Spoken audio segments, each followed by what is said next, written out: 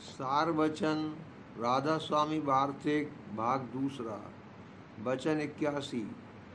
जो कोई सत्संगी से यह सवाल करे कि तुमको संतों का निश्चय किस तरह आया और वक्त के सद्गुरु को कैसे पूरा जाना, तो जवाब यह है कि पिछले संजोग से निश्चय आया, कुछ साधना नहीं करनी पड़ी।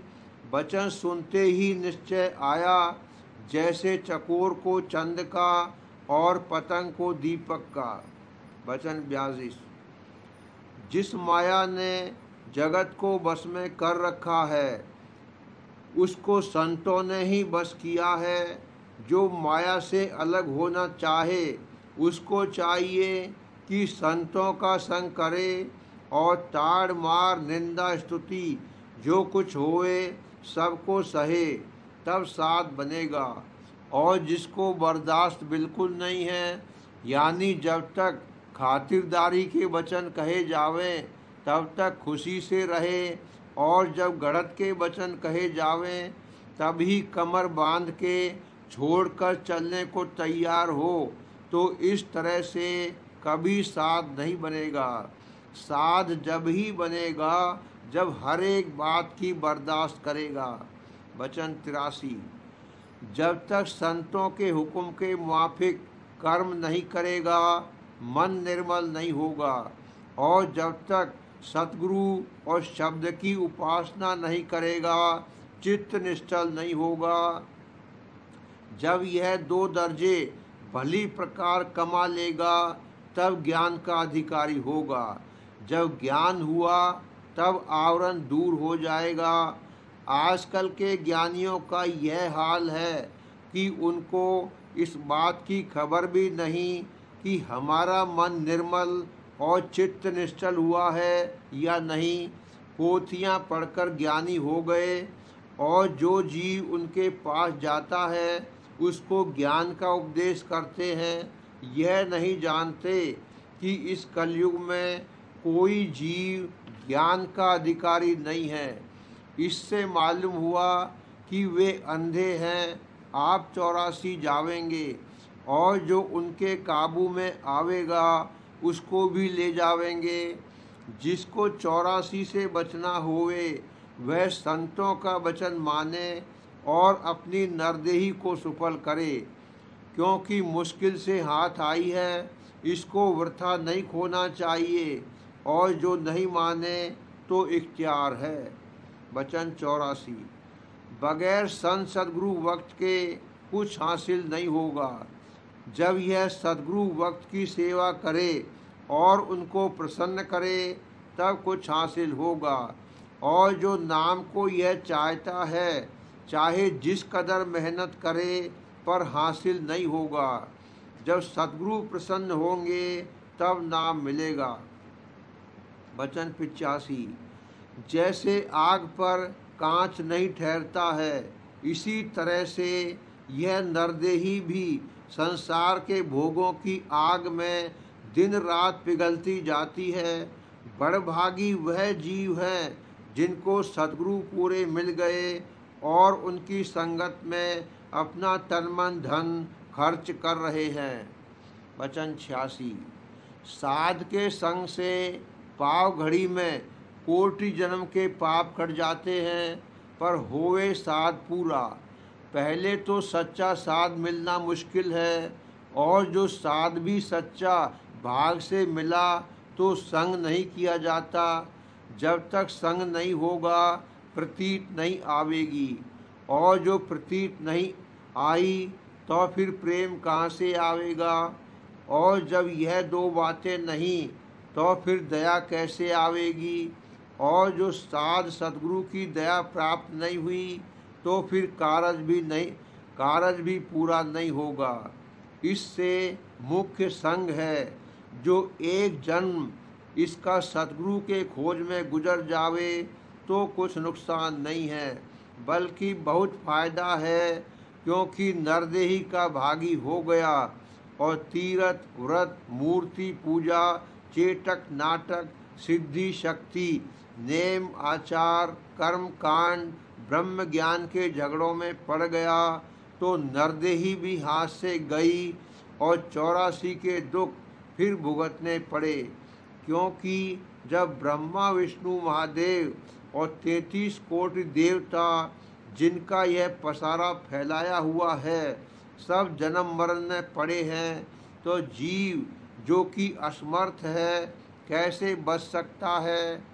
पर जो कहीं भाग से सतगुरु पूरे मिल जावें तो यह सब जिनका नाम ऊपर लिखा गया है जन्म मरण में पड़े रहेंगे, पर वह जीव अपने निज स्थान को सतगुरु की मेहर से पा जावेगा। जो इस वचन की प्रतीत नहीं है तो संतों के वचन की गवाही ले लो, और जो न इस वचन की प्रतीत है और न संतों के वचन पर निश्चय है, तो 84 का रास्ता खुला हुआ है, चले जाओ। वचन 87। ग्रंथों और पोथियों में जो नाम लिखा है उसके पढ़ने और जप करने से कुछ हासिल नहीं होगा। नाम का रास्ता साध के संग से प्राप्त होगा, पर यह कहना उनके वास्ते है जो खोजी हैं, संसारियों के वास्ते यह उपदेश नहीं है। वचन 88। संसार के बंधनों की जड़ अहंकार है, जैसे माला में मुख्य सुमेर है।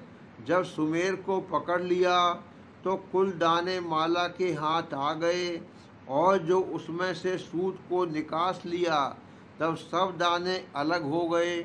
इसी तरह जिनके ऊपर सतगुरु की कृपा है उन्होंने अहंकार की जड़ काट दी है और सब संसार के भोगों की वासना को हटाकर केवल एक सतगुरु वक्त से अपना रिश्ता लगा लिया है। उन्हीं की नरदेही सुफल है, और जिनको यह बात हासिल नहीं है तो वह मनुष्य की सूरत हुए तो क्या पशु हैं। और यह वचन सत्संगी के वास्ते है। दुनियादार बजाय मानने के झगड़ा करने को तैयार होंगे। वचन 89। जगत के जीवों का हाल क्या कहा जावे और उनसे क्या कहें, जबकि स्वामी और सेवक में कोई बिरला स्वामी निर्लोभी होगा और कोई बिरला ही सेवक निर्लोभी निकलेगा। यह बात काबिल याद रखने के है, ताकि अपनी वृत्ति की परख होती रहे।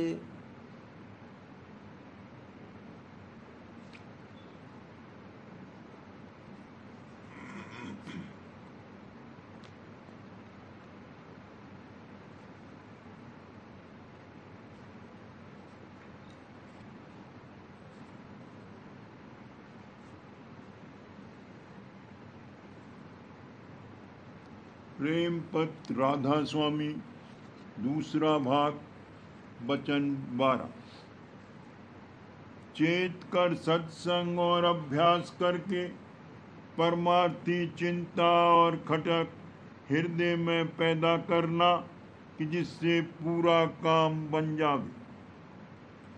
जो कि राधा स्वामी मत कुल मालिक से मिलने और उसके धाम में वासा पाने का मत है। इस वास्ते इसके रक्षक और जो जीव की सच्चे मन से शामिल हुए उनके संभालने वाले और धुर घर में पहुंचाने वाले राधा स्वामी दयाल आप हैं। बिना उनकी मेहर के कोई जीव इस मत में सच्चा होकर नहीं लग सकता और न दुरुस्ती से कार्रवाई उसके अभ्यास की जारी रह सकती है। जो जीव की सत्संग में आवे और वचन चित्त देकर बिना पक्षपात सुने और अपनी विद्या बुद्धि और चतुराई को पेश न करें, तो थोड़े दिन के सत्संग करने में ये मत उनकी समझ में अच्छी तरह आ सकता है और संदेह और भ्रम दूर हो सकते हैं। तब जो जीव की सच्चे खोजी और दर्दी है और दुनिया का हाल देखकर उनके मन में किसी कदर बैराग आया है, वे राधा स्वामी दयाल की वाणी और वचन सुनकर जरूर मगन होंगे और अंतर में सत्संग का रस लेकर तृप्त होते जाएंगे। ऐसे जीवों को राधा स्वामी दयाल अपने सत्संग में लगावेंगे और रास्ते का भेद और जुगत चलने की दरियाफ्त करके वे जीव अभ्यास शुरू कर देंगे। लेकिन जो जीव की अधिकारी यानी सच्चे दर्दी नहीं है, वे जो इत्तेफाक से सत्संग में आ भी जावेंगे तो पक्षपात अपने खानदानी मत की नहीं छोड़ेंगे और वचन उल्टे सुलटे कहकर संतों के बानी और वचन को अच्छी तरह नहीं समझेंगे और 1, 2 या 3 बार सत्संग में आकर बैठ रहेंगे और बाहर निकलकर अपनी ओछी बुद्धि और मत के मुआफिक संत मत की निंदा करेंगे। ऐसे जीव सत्संग में लगाने के लायक नहीं है, पर उनके मन में भी बीजा पड़ जाएगा और किसी न किसी वक्त जब उनके कर्मों का भार किसी कदर हल्का हो जाएगा तब वो बीजा अंकुर करेगा, यानी वे जीव फिर सत्संग में आवेंगे और होशियारी के साथ वचन सुनकर मानेंगे और थोड़ा बहुत अभ्यास भी उनसे बन पड़ेगा। सच्चे परमार्थी जीव जो सत्संग और अभ्यास में लगाए गए हैं, उनकी प्रीत और प्रतीत राधा स्वामी दयाल के चरणों में और सुरभ शब्द मार्ग की कमाई में दिन दिन बढ़ती जाएगी, यहाँ तक कि मन और इंद्रियों के भोग उनको कम प्यारे लगेंगे और आलस और नींद और भूख आहिस्ता आहिस्ता कम होती जाएंगी और गुरु दर्शन और सत्संग और प्रेमी जन में प्यार बढ़ता जाएगा और राधा स्वामी नाम और राधा स्वामी दयाल के चरण उनके हृदय में किसी कदर बस जाएंगे। ऐसे जीवों को राधा स्वामी दयाल अपनाते हैं, यानी उनकी रक्षा और संभाल हरदम मंजूर है और अंतर और बाहर उनको परचे मेहर और दया के मिलते जावेंगे। फिर उन्हीं जीवों की शरण राधा स्वामी दयाल के चरणों में दृढ़ और मजबूत होती जावेगी और वे ही जीव अपने मन और इंद्रियों के हाल और चाल की निरख और परख दुरुस्ती से कर सकेंगे और नामुनासिब और गैर वाजिब ख्वाहिशें संसार की उनके मन में कम उठेंगी और जब जब उठेंगी तो फौरन उनको वे रोकेंगे और हटावेंगे और जब कभी भूल चूक कर या पुरानी आदत और स्वभाव के माफिक ऐसी चाहों में कभी कभी बह जावेंगे तो जल्द होशियार होकर अपनी हालत पर झुरेंगे, पछतावेंगे और शर्मावेंगे और प्रार्थना करेंगे और उस दिन कुछ भजन और ध्यान ज़्यादा करेंगे ताकि जो नुकसान और हर्ज मन और इंद्रियों की कुचाल से हुआ है उसकी संभाल हो जावे। फिर आहिस्ता आहिस्ता उन जीवों की ऐसी हालत होती जाएगी कि उनको जीना यानी बारीक ख्याल परमार्थ यानी राधा स्वामी दयाल के चरण कमल का थोड़ा बहुत हर वक्त रहेगा और अपनी हालत की परख और जांच हर रोज करते रहेंगे और दिन दिन वचनों के मुआफिक अपने मन और इंद्रियों की दुरुस्ती और सफाई और संभाल करते जावेंगे और मन और सूरत को समेटकर ध्यान और भजन के वसीले से आहिस्ता आहिस्ता निज घर की तरफ चढ़ाते जावेंगे।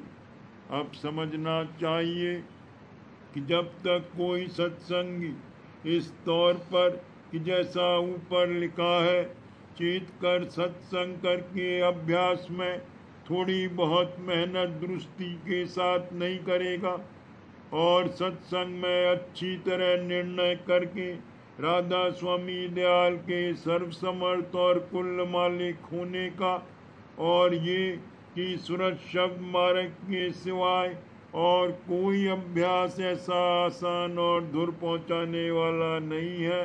पूरा निश्चय धारण नहीं करेगा और अपने मन और इंद्रियों की निरख परख यानी चौकीदारी होशियारी के साथ नहीं करेगा, तब तक उसकी तरक्की परमार्थ की राधा स्वामी मत के मुआफिक जैसा चाहिए नहीं होवेगी और न उनकी दया और मेहर की परख और जांच आवेगी कि जिससे उनके चरणों में प्रीत और प्रतीत दिन दिन बढ़ती जावे और शरण दृढ़ होती जावे।